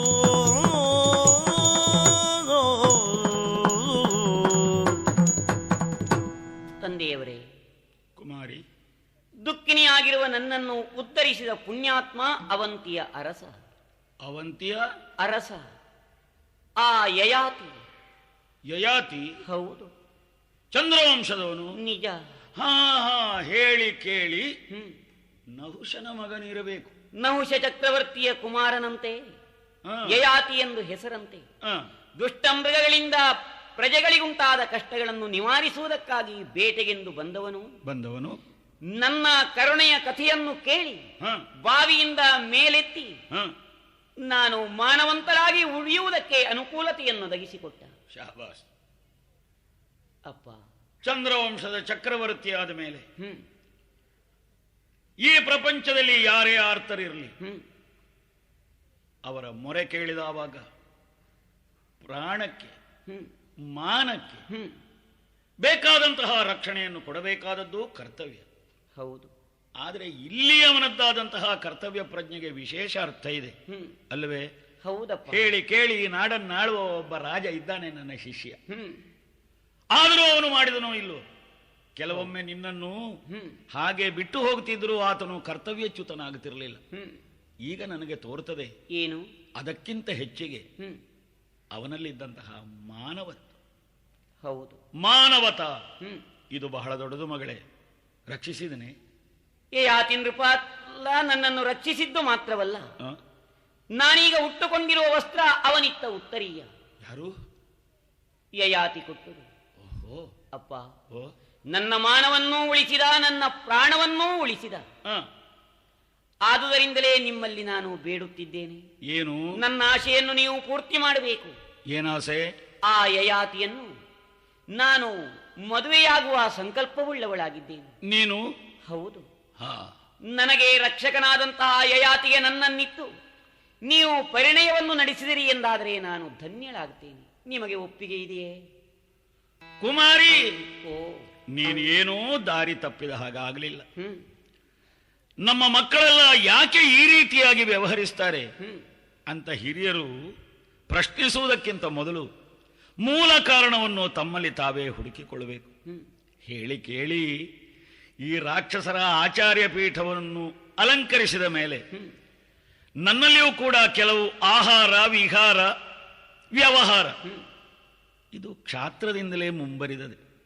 ಹೌದು. ನಿನಗೆ ಗೊತ್ತಲ್ಲ, ಉಣ್ಣುವಲ್ಲಾಗಲಿ ಅಥವಾ ಕುಡಿಯುವಲ್ಲಾಗಲಿ ವಿಧಿ ನಿಷೇಧದ ಕಟ್ಟುಪಾಡಿಗೆ ಒಳಪಟ್ಟವನಾಗಿ ಇರಲಿಲ್ಲ ನಾನು ಇತ್ತಿತ್ತ.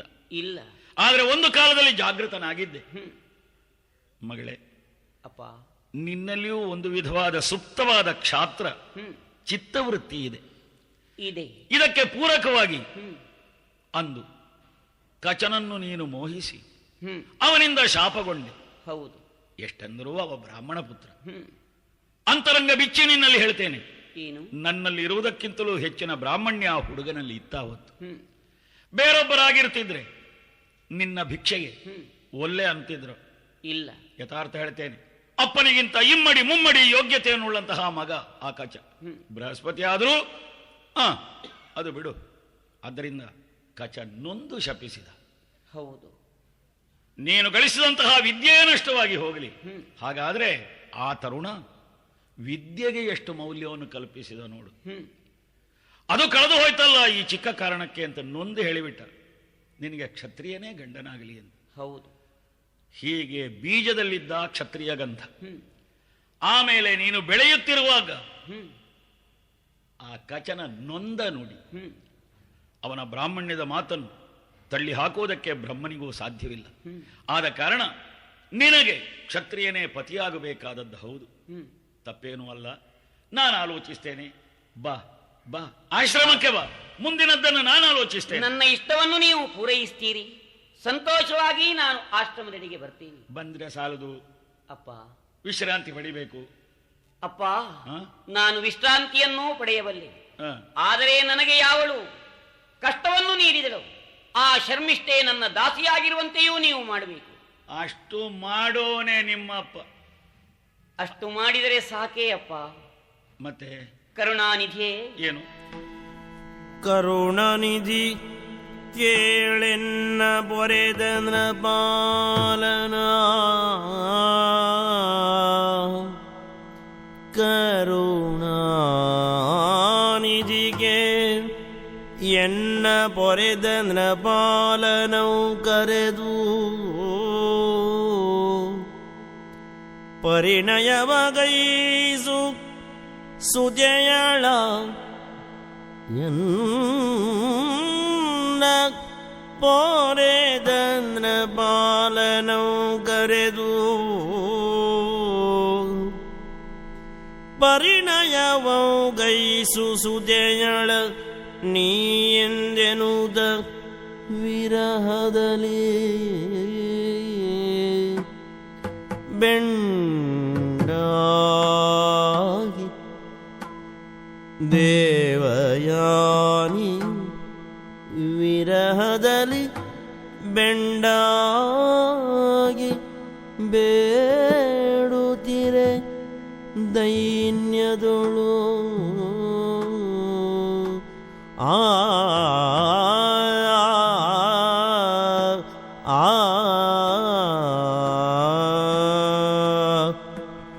ನನ್ನ ಅಭ್ಯುದಯವನ್ನೇ ಬಯಸಿದ ನೀವು ನನಗೆ ಬೇಕಾದುದನ್ನೆಲ್ಲ ನೀಡಿದ್ದೀರಿ. ಹೌದು. ಅಪ್ಪ, ಏನು ನನ್ನ ಮನಸ್ಸಿನ ಆಸೆಯನ್ನು ನಿಮ್ಮಲ್ಲಿ ನಿವೇದಿಸಿಕೊಂಡಾಗ ಯಯಾತಿಯನ್ನು ನೀನು ವಿವಾಹವಾಗಬಹುದು ಮಗಳೇ ಎಂದು ಹೇಳಿದವರು. ಹೌದು. ತೀರ್ಥರೂಪರೇ, ಏನು ಕರುಣಾನಿಧಿಯಾದ ನಿಮಗೆ ನನ್ನ ಹಂಬಲವೇನು ಎಂದು ಈಗಾಗಲೇ ಅರ್ಥವಾಗಿರಬೇಕು. ಹೌದು. ಇನ್ನೂ ದಿನಗಳೆಯುವುದಕ್ಕಿಂತ ಆ ಅವಂತಿಯ ಪ್ರಭುವನ್ನೂ ಇಲ್ಲಿಗೆ ಕರೆಸಿ ನನ್ನ ಆಶೆಯನ್ನೂ ಅವನಿಗೆ ತಿಳಿಸಿ ಮದುವೆ ಮಾಡಿಸಿಕೊಡುವ ಯೋಚನೆ ಮಾಡಬಾರದೆ? ಮಾಡುತ್ತೇನಮ್ಮ, ಮಾಡುತ್ತೇನೆ. ಇದಕ್ಕಿಂತ ಮೊದಲೇ ಯೋಚಿಸಬೇಕಾಗಿತ್ತು ನಾನು. ಇಲ್ಲದೇ ಇದ್ರೆ ಕಚನಲ್ಲಿ ನೀನು ಆ ರೀತಿ ವ್ಯವಹರಿಸುತ್ತಿರಲಿಲ್ಲ. ಅಂದಿನಿಂದ ಇಂದಿನವರೆಗೂ ನೀನು ವಿರಹಿಣಿಯಾಗಿ ಉಳಿದಿದ್ದಿ. ನೆಮ್ಮದಿಯಾಗಿರು. ಯಾರಲ್ಲಿ? ನಮ್ಮ ಶಿಷ್ಯವರ್ಗದವರು. ಈಗಲೇ ಹೋಗಿ ಅವಂತಿ ನಗರದ ರಾಜನಾದಂತಹ ಯಯಾತಿಯನ್ನು ಶುಕ್ರಾಚಾರ್ಯನಾದಂತಹ ನಾನು ಕಾಣಬಯಸಿದ್ದೇನೆ ಎಂಬ ವರದಿಯನ್ನು ಒಪ್ಪಿಸಿ ಆತನು ಬರುವಂತೆ ಹೇಳಿ ಹೋಗಿ. ಏನು? ಪೂಜ್ಯರಾದ ಶುಕ್ರಾಚಾರ್ಯರು ನನಗೆ ಹೇಳಿ ಕಳುಹಿಸಿದರೆ, ಈ ಬ್ರಾಹ್ಮಣ ವಟುವಿನ ಮಾತನ್ನು ಕೇಳಿದರೆ ಅರಕ್ಷಣವೂ ನಾನಿಲ್ಲಿ ತಳುವ ಹಾಗಿಲ್ಲ. ಮಂತ್ರೀಶ್ವರ, ನಾನು ಆಚಾರ್ಯ ಶುಕ್ಲರ ಆಶ್ರಮದ ಕಡೆಗೆ ಹೋಗಬೇಕಾಗಿದೆ. ಬರುವಾಗ ಎಷ್ಟು ದಿನಗಳಾಗಬಹುದೋ ಗೊತ್ತಿಲ್ಲ. ಅಲ್ಲಿಂದ ನಾನೇನಾದರೂ ವಿಶೇಷ ಸೂಚನೆ ಕಳುಹಿಸಿದರೆ ಅದನ್ನು ಅನುಸರಿಸುವುದಕ್ಕೆ ನೀನು ಸಿದ್ಧನಾಗಿರತಕ್ಕದ್ದು. ಆ ಕಡೆಗೆ ಹೋಗ್ತೀನಿ. ಪೂಜ್ಯರೇ, ಶ್ರೇಯೋಸ್ತು ಶ್ರೇಯೋಸ್ತು. ಬರಬೇಕು. ಬರುದಿಯನ ಕನ ಬಿಡಿದು ಗುಳ್ಳಿರಿಸಿ ಮೋದಜಿವರೆದ ರತ್ಯಾನಂದದಿ ಶುಕ್ರಾಚಾರ್ಯ ಭರಿಸಬೇವುದು ಎನ್ನ ಸುತೆ ದೇವಯಾನಿಯೋ ಕರುಣಾನಿಧಿ ನೀ ಎನಲೋ. ಚಕ್ರವರ್ತಿ ನೀನು, ಅಷ್ಟೇ ಸಾಕು. ಕುಲವೇನು, ಗೋತ್ರವೇನು, ಈ ಪ್ರಶ್ನೆಯೇ ಇಲ್ಲ. ನಾವು ಧರ್ಮಭೀರುಗಳು, ಧರ್ಮಾನುಷ್ಠಾನಕ್ಕೆ ಮನ ಮಾಡಿದವರು. ಆದರೆ ನಾವು ಏನು ಸಂಗ್ರಹ ಮಾಡ್ತೇವೆ, ಈ ಸಂಗ್ರಹ ಮಾಡಿದ ಅಷ್ಟನ್ನು ಸಂಗ್ರಹ ಮಾಡುವ ನಮ್ಮನ್ನು ಒಟ್ಟೂ ರಕ್ಷಿಸುವ ಹೊಣೆ ಇದ್ದವನು ಪ್ರಭು. ಆದ್ದರಿಂದಲೇ ಧರ್ಮಸ್ಯ ಪ್ರಭುರಚ್ಯುತ. ಆತನು ಪರೋಕ್ಷದಲ್ಲಿದ್ದಾನೆ. ಪ್ರತ್ಯಕ್ಷದಲ್ಲಿ ಯಾರು ದೇವರು? ರಾಜ ಪ್ರತ್ಯಕ್ಷ ದೇವತ. ಎತ್ತರವಾದಂತಹ ಆಸನವನ್ನು ಕೊಟ್ಟಿದ್ದೇನೆ. ಈ ಆಸನದಲ್ಲಿ ನೀನು ಮಂಡಿಸಬೇಕು. ಪೂಜ್ಯರೇ, ನಿಮ್ಮ ಕರೆಯಂತೆ ಬಂದಿದ್ದರೂ ಸಹ ನಿಮ್ಮ ಹೊಗಳಿಕೆಯ ಮಾತುಗಳನ್ನು ಕೇಳಿ ಎತ್ತರದಲ್ಲಿ ಕುಳಿತುಕೊಳ್ಳುವುದಕ್ಕೆ ನಾನು ಯಾಕೋ ಮನಸ್ಸಾಗ್ತಾ ಇಲ್ಲ. ಒಂದು ವೇಳೆ ಕುಳಿತುಕೊಳ್ಳಲೇಬೇಕು, ನಿನಗೆ ಆ ಯೋಗ್ಯತೆ ಇದೆ ಅಂತ ತಾವು ಅಪ್ಪಣೆ ಕೊಟ್ಟರೆ ನೀವು ಮೊದಲು ನಿಮ್ಮ ಆಸನದಲ್ಲಿ ಕುಳಿತುಕೊಳ್ಳಬೇಕು, ಆಮೇಲೆ ನನ್ನ ಆಸನ ನಾನು ಸ್ವೀಕಾರ ಮಾಡಬೇಕು. ಎಷ್ಟೆಂದರೂ ಈ ಮನೆ ನನ್ನದು, ಮನೆ ಯಜಮಾನ ಆಗಲಪ್ಪ. ಯಾಕೆ? ಅಭ್ಯಾಗತನಾಗಿ ಬಂದಂತಹ ನಿನ್ನ ಸಂತೋಷಕ್ಕೆ ನಾವು ಪೂರಕರೇ ಆಗಬೇಕು. ಕರೆಸಿದ್ದು ಬೇರೇನೂ ಅಲ್ಲ. ಕಾರಣ ತಿಳಿಯಲಿಲ್ಲ. ಯಾವಳೋ ಒಬ್ಬಾಕೆಯನ್ನು ಮೊತ್ತ ಮೊದಲು ಮಾನ ಮುಚ್ಚುವುದಕ್ಕೆ ಬಟ್ಟೆ ಕೊಟ್ಟು, ಆಮೇಲೆ ಅವಳ ಜೀವವನ್ನು ರಕ್ಷಿಸುವುದಕ್ಕೆ ಕೈಗೊಟ್ಟು ನೀನು ಕೂಪದಲ್ಲಿ ಇದ್ದವಳನ್ನು ಮೇಲಕ್ಕೆ ಎತ್ತಿದ್ದಿ ಇದೆಯಂತೆ. ನನ್ನ ಜೀವನದಲ್ಲಿ ಅಂಥ ಒಂದು ಅವಕಾಶ ಬಂದಿತ್ತು ಸ್ವಾಮಿ. ಅವಳು ನನ್ನ ಮಗಳೇ. ತಿಳಿದಿದ್ದೇನೆ. ದೇವಯಾನಿ. ರಾಜ, ಪೂಜ್ಯರೇ, ಯಾವನು ಹೆಣ್ಣಿಗೆ ವಸ್ತ್ರದಾನ ಮಾಡ್ತಾನೆ. ಒಂದು ವರ್ಗದವರಲ್ಲಿ ವಿವಾಹ ನಿಶ್ಚಯಕ್ಕೆ ಅಷ್ಟೇ ಸಾಕಾಗ್ತದೆ. ಆಹಾ, ಯಾವನು ಯಾವ ಕಾರಣಕ್ಕೆ ಆಗಲಿ ಹೆಣ್ಣಿನ ಪಾಣಿಗ್ರಹಣ ಮಾಡಿದ್ದಾನೆ ಅಂತಾದ್ರೆ ಸಂದರ್ಭ ಬಂದರೆ ವರನಾಗುವುದಕ್ಕೆ ಅವನು ವೈದಿಕ ವರ್ಗವನ್ನು ಬಿಟ್ರೆ ಮಿಕ್ಕ ವರ್ಗದಲ್ಲಿ ಸೇರಿದವನಾದರೆ ಮದುಮಗನಿಗೆ ಅರ್ಹತೆಯನ್ನು ಪ್ರತ್ಯೇಕ ಸಂಪಾದಿಸಬೇಕಾದ ಅಗತ್ಯವಿಲ್ಲ. ನನ್ನ ಮಗಳನ್ನು ನೀನು ವರಿಸಿ ನೀನು ಹೇಗೆ ವಸ್ತ್ರ ಮತ್ತು ಬದುಕನ್ನು ಕೊಟ್ಟಿದ್ದೀಯೋ ಸ್ಥಾಯಿಯಾಗಿ ಶಾಶ್ವತವಾಗಿ ನನ್ನ ಮಗಳ ಮಾನ ಪ್ರಾಣ ರಕ್ಷಿಸಬೇಕು ಅಂತ ಹೆಣ್ಣಿನ ತಂದೆಯಾಗಿ ಭಾವಿ ಜಾಮಾತ ನೀನು ಎಂಬ ದೃಷ್ಟಿಯಿಂದ ನಿನ್ನಲ್ಲಿ ನಾನು ಕೇಳಿಕೊಳ್ಳುತ್ತೇನೆ, ಆಜ್ಞೆ ಮಾಡ್ತೇನೆ ಅಂತ ಹೇಳಲಾರೆ. ಪೂಜ್ಯರೇ, ಏನು ನಾನು ಎದುರು ಮಾತಾಡಿದರೆ ಅಭಿನಯವೆಂದು ತಿಳಿಯಬಾರದು. ಏನಾಗಿದೆ? ನನ್ನ ಅಭಿಪ್ರಾಯ ಹೇಳುವುದಕ್ಕೆ ಅವಕಾಶವಾಗಬೇಕು. ಕೇಳೋಣ ಕೇಳೋಣ. ಸತ್ಯವಾದಿಯೋಳೋರೇದ ನಪಾತಿ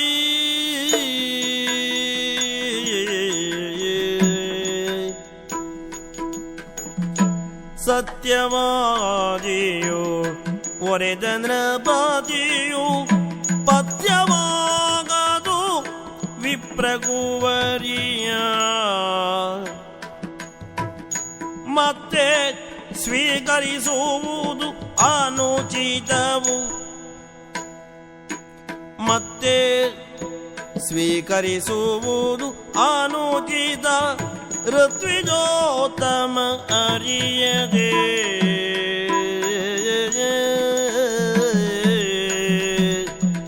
ಮಹಾಶಯ, ಈ ಜಗತ್ತಿನಲ್ಲಿ ಶುಕ್ರಾಚಾರ್ಯರ ವ್ಯಕ್ತಿತ್ವದ ಬಗ್ಗೆ ಬೇರೆ ಬೇರೆ ಕಲ್ಪನೆಗಳುಂಟು. ಯಾರನ್ನು ನೀವು ಶಿಷ್ಯರು ಅಂತ ಅಂಗೀಕಾರ ಮಾಡಿದ್ದೀರೋ ಆ ಅಸುರರ ಗುರುವಾಗಿ ನಿಮ್ಮನ್ನು ಕಂಡಾಗ ನಿಮ್ಮಲ್ಲಿ ಕಾಠಿಣ್ಯ, ಅಷ್ಟೇ ಒರಟುತನ, ಇದನ್ನು ಗ್ರಹಿಸುವುದಕ್ಕೆ ಸಾಧ್ಯ. ಆದರೆ ಹತ್ತಿರದಿಂದ ನಿಮ್ಮನ್ನು ಕಂಡಾಗ, ನಿಮ್ಮ ಮೃದು ಮಧುರವಾದಂತಹ ವಾಕ್ಯಗಳನ್ನು ಕೇಳಿದಾಗ, ಆತ್ಮೀಯ ವ್ಯವಹಾರವನ್ನು ಕೇಳಿದಾಗ, ನೋಡಿದಾಗ ನಾನು ಮೂಕನಾಗ್ತಾ ಇದ್ದೀನಿ. ಯಾಕೆ? ಬೇರೊಂದು ಸಂದರ್ಭವಾದರೆ ಮೂಕತೆ ಏನು ಸ್ವಾಮಿ? ನೀವು ಹೇಳಿದ್ದು ನನ್ನ ಒಪ್ಪಿಗೆಯ ವಿಷಯ, ನನ್ನ ಭಾಗ್ಯ, ಆಶೀರ್ವಾದ ಮಾಡಿ ಅಂತ ತಲೆ ಬಗ್ಗಿಸ್ತಿದ್ದೆ. ಆದರೆ ನಾನು ಒಬ್ಬ ರಾಜನೆಂಬುದನ್ನು ತಾವು ಮರೆಯುವ ಹಾಗಿಲ್ವ? ಒಬ್ಬ ರಾಜನೇ, ರಾಜರಲ್ಲಿ ನೀನು ಒಬ್ಬ. ಸತ್ಯ. ನಾನು ಮಾತ್ರ ಅಲ್ಲ ಆ ಯೋಗ್ಯತೆಯವನು, ನಮ್ಮ ತಂದೆಯವರು ಹೌದಲ್ಲ. ಸಂದೇಹವೇ? ನಹುಷ ಚಕ್ರವರ್ತಿಯ ಮಗನಾದ ಯಯಾತಿ ಹೊತ್ತು ಹೇಗೆ ಬಾಳ್ತಾನೆ ಅನ್ನುವುದನ್ನು ಉಳಿದ ರಾಜರುಗಳು ನೋಡ್ತಾರೆ ಮತ್ತು ಅನುಸರಿಸ್ತಾರೆ. ಕ್ಷತ್ರಿಯರಿಗೆ ನಾಯಕನಾದಂತಹ ನಾನು ನಿಮ್ಮಂತಹ ಬ್ರಾಹ್ಮಣರ ಆಶೀರ್ವಾದವನ್ನು ತಲೆಯಲ್ಲಿ ಹೊತ್ತು ವ್ಯವಹಾರವನ್ನು ಮಾಡ್ತಾ ಇದ್ದೇನೆ. ಪೂಜ್ಯರೇ, ಬೇರೆ ಬೇರೆ ವರ್ಣಗಳಲ್ಲಿ ವಸ್ತ್ರ ಕೊಡುವುದು, ಕೈ ಹಿಡಿಯುವುದು, ದೇಹ ಸಂಬಂಧವನ್ನು ಬೆಳೆಸುವುದಕ್ಕೆ ಸಾಕಾಗಬಹುದು. ನಾನು ಆ ಸ್ಥಿತಿಯವನಲ್ಲ. ತಮ್ಮ ಮಗಳು ಆ ವರ್ಣದವಳಲ್ಲ. ಅಲ್ಲ ಅಲ್ಲ, ಉತ್ತಮ ವರ್ಣ ಬ್ರಾಹ್ಮಣ ವರ್ಣ ನಿಮ್ಮದು. ನಿಮ್ಮ ಮಗಳು ಬ್ರಾಹ್ಮಣ ಪುತ್ರಿ. ನಾನು ಕ್ಷತ್ರಿಯ ಅನ್ನುವಂತಹ ಪ್ರಜ್ಞೆಯನ್ನು ಯಾವತ್ತಾದರೂ ಕಳೆದುಕೊಳ್ಳುವುದಕ್ಕೆ ಸಾಧ್ಯವೇ? ನಾನು ರಾಜನೆಂದು ಕ್ಷತ್ರಿಯನೆಂದು ಮತ್ತೆ ಮತ್ತೆ ನೀವು ಎಚ್ಚರಿಸ್ತಾ ಇದ್ದೀರಿ. ಇಂಥ ಸ್ಥಿತಿಯಲ್ಲಿ ಬ್ರಾಹ್ಮಣಿ ಒಬ್ಬಳನ್ನು ಕ್ಷತ್ರಿಯ ಕೈ ಹಿಡಿಯುವುದು ಲೋಕಾಚಾರವಾದೀತೆ. ಸತ್ಯವಾದಿಯಾದಂತಹ ನಹುಷನ ಮಗ ಇದನ್ನು ಮಾಡಿದರೆ ಆ ಲೋಕದಲ್ಲಿರುವ ನನ್ನ ಹಿರಿಯರು ಸಮಾಧಾನದಿಂದ ಆಶೀರ್ವಾದ ಮಾಡಿಯಾರೆ. ದಯವಿಟ್ಟು ಕ್ಷಮಿಸಬೇಕು. ನನ್ನ ಯೋಗ್ಯತೆಗೆ ಮೀರಿದ ಅನುಗ್ರಹ ನೀವು ಮಾಡ್ತಾ ಇದ್ದೀರಿ. ಈ ಮದುವೆ ಸಲ್ಲದು ಅಂತ ನನಗನ್ನಿಸ್ತದೆ. ನಿನ್ನ ಸಜ್ಜನಿಕೆಗೆ ಇದೊಂದು ಜೀವಂತ ಉದಾಹರಣೆ. ಹೌದೇ ಸ್ವಾಮಿ. ಆದರೆ ಮಹಾರಾಜ, ಹೇಳಿ. ಶಾಸ್ತ್ರದ ವ್ಯಾಪ್ತಿ ಇಷ್ಟೇ ಅಂತ ತಿಳಿದೆಯೋ? ಖಂಡಿತ ಇಲ್ಲ. ಇಲ್ಲವಲ್ಲ? ನಿಮ್ಮ ಜ್ಞಾನದ ಮುಂದೆ ನನ್ನದು ಏನೂ ಅಲ್ಲ. ಇದು ಒಂದು ಕಾರಣ ಬಿಟ್ರೆ ಬೇರೆ ನನ್ನ ಮಗಳ ಶೀಲ, ರೂಪ, ಇದರ ಬಗ್ಗೆ ನಿನಗೆ ಆಕ್ಷೇಪವಿಲ್ಲವಲ್ಲ? ಸ್ವಾಮಿ, ನಿಮ್ಮ ಮಗಳಂತಹ ರೂಪವತಿ ವಿದ್ಯಾವತಿ ಹೆಣ್ಣಾಗಿ ಒಂದು ಮನೆ ಹೊಕ್ಕರೆ ಆ ಮನೆಯ ಮನೆತನದ ಭಾಗ್ಯ ಆದೀತು. ಆದರೆ ಈ ಆಕ್ಷೇಪವು ಅಷ್ಟೇ ಅರ್ಥಪೂರ್ಣ ಹೌದಲ್ಲ. ಈ ಆಕ್ಷೇಪ ಬಿಟ್ರೆ ಇತರೆ ಆಕ್ಷೇಪಗಳಿಲ್ವಲ್ಲ? ಖಂಡಿತ ಇಲ್ಲ. ಇಲ್ಲವಲ್ಲ? ಖಂಡಿತ ಇಲ್ಲ. ಇಲ್ಲವಲ್ಲ? ಇಲ್ಲ. ಈ ಆಕ್ಷೇಪ ಹೇಳಿ. ಒರಿತಿ ಹೆಣ್ಣು ನಾನೆಲ್ಲವ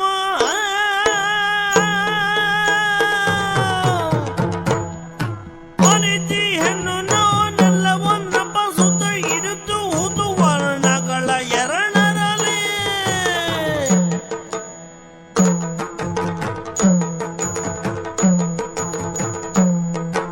ಪತಿಗ್ರಹಣವಿದು ನಾನು ಒರೆಯುವ ಕೇಳುವುದೀಗ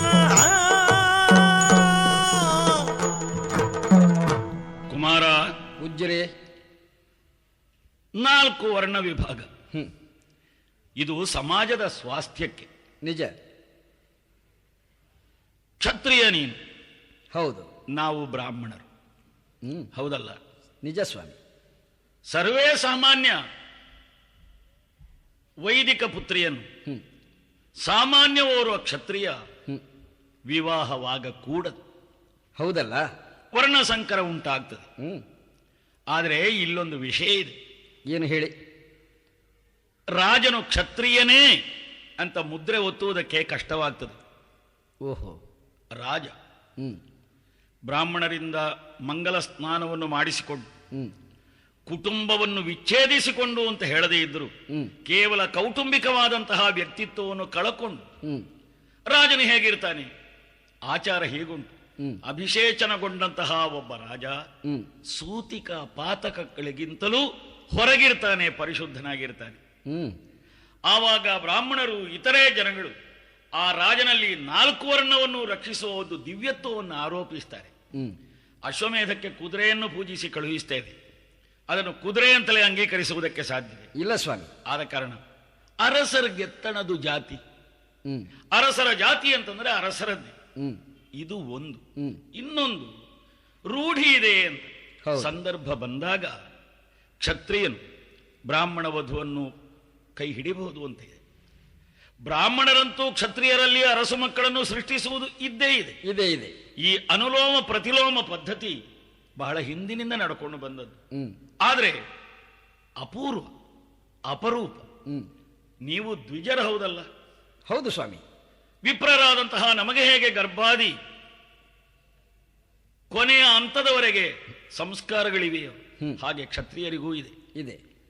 ಉಪನೀತನಾದವ ಗೃಹಸ್ಥಾಶ್ರಮ ಸ್ವೀಕಾರ ಮಾಡುವಾಗ ಅವನು ಔಪಾಸನ ಮಾಡಬೇಕಾಗ್ತದೆ. ಹೌದು. ಇಷ್ಟನ್ನೂ ಮುಂದಿಟ್ಟುಕೊಂಡು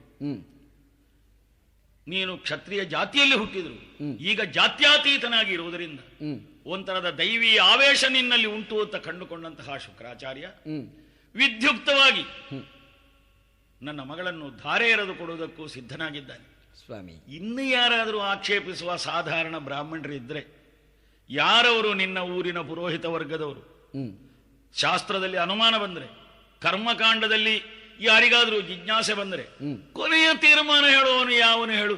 ಶುಕ್ರಾಚಾರ್ಯರು. ನೀನು ಒಪ್ಪಿದರೆ ನಿನಗೆ ಮಾವನಾಗಲಿಕ್ಕಿದ್ದ ಇವನೇ. ಸ್ವಾಮಿ, ಏನು ನನಗಿದ್ದ ಭೀತಿ ಏನು ಗೊತ್ತೇ? ಏನು? ನೀವು ಮಗಳನ್ನು ಕೊಡುವುದಕ್ಕೆ ಸಿದ್ಧರಾದ್ರಿ. ನೀವು ಸಿದ್ಧತೆ ಮಾಡುವುದಕ್ಕಿಂತ ಮೊದಲು ನನಗೆ ವಿಷಯ ಗೊತ್ತಿದೆ.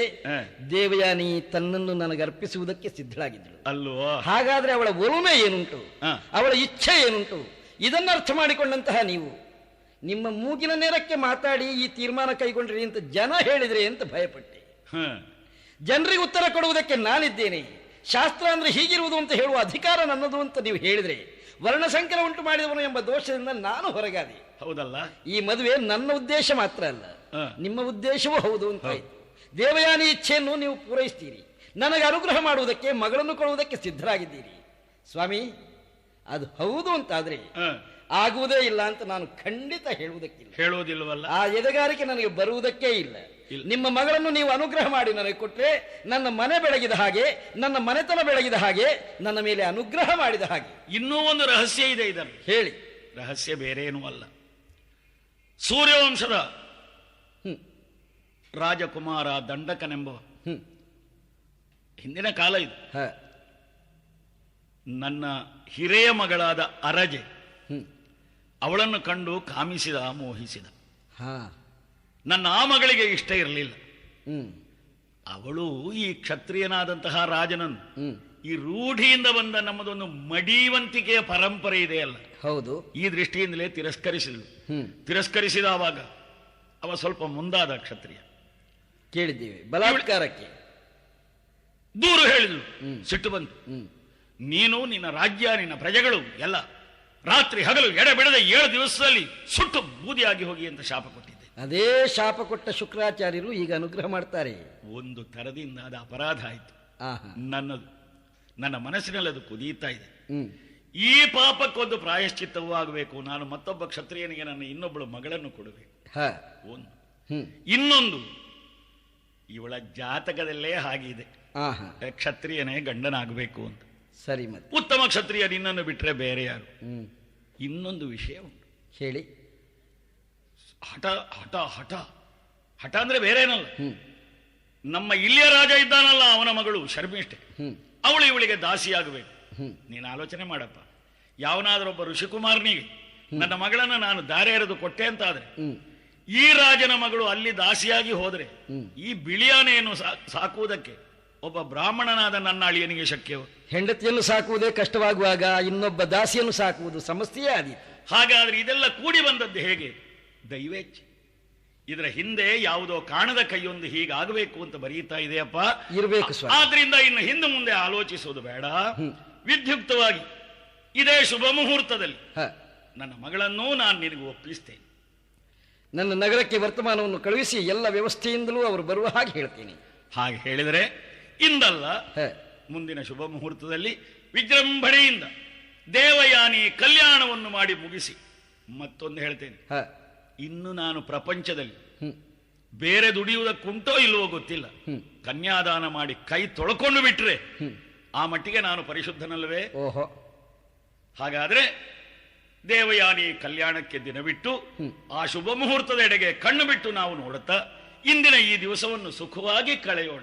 ಕರದೊಳು ಪರಶುಭಾಷಾಂಕುಶಧರನಿಗೆ ಹರುಷದಿ ಭಕ್ತರ ಕೊರೆಮವಗೆ ಪುರಗಭೂಷಣನ ಸುಕುಮಾರ ಗಜವದನನ ಚರಣ ಕಮಲಕ್ಕೆ ಆರತಿ ಎತ್ತಿರೆ, ಆರತಿ ಬೆಳಗಿರೆ, ಆರತಿ ಎತ್ತಿರೆ, ಗಜಮುಖದವ